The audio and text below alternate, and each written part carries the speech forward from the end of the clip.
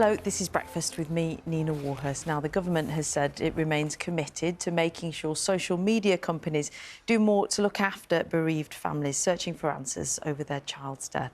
Well, yesterday, the Technology Secretary, Peter Kyle, met with Ellen Room, whose 14-year-old son, Jules, died in 2022. An inquest ruled that Jules took his own life, but his mum believes his death may have been linked to an online challenge, but she's never had access to his phone.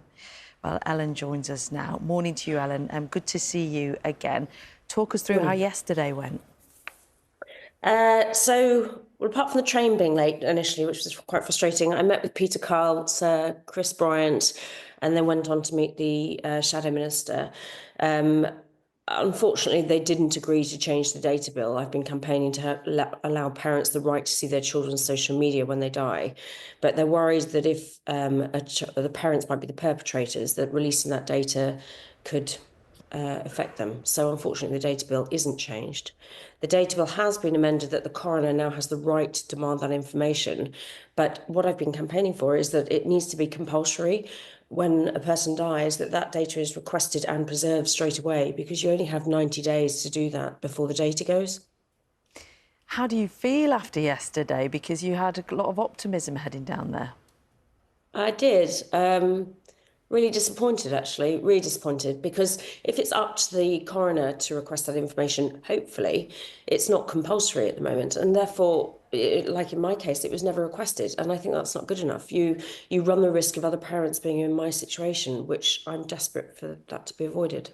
People will be watching and saying it just feels unbelievable that something so tragic, so heartbreaking for the entire family could happen, and you still remain without answers that tech could have given you. Peter Kyle did apologise for the system failing me, but what I see right now is it's going to fail other people and other parents in that position unless they tighten that.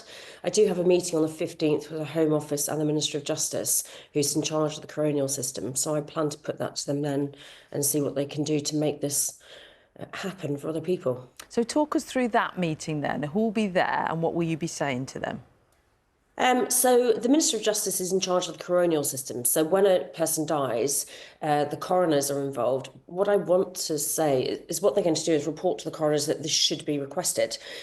I need it more than that, because I think it can just fall through a loop, that it won't be requested. So I want to express my concerns to the Ministry of Justice that has to happen when a person dies. Just preserve and request the data. If it's not needed, it's not needed, but at least it's done.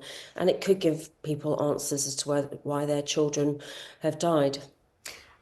As we're having this conversation, 2 years on from what you've been through, or nearly 3 years on from what you've been through, do you hope that even by discussing it, by putting it in a position of prominence, that coroners will think of doing this automatically, that parents will think of demanding it?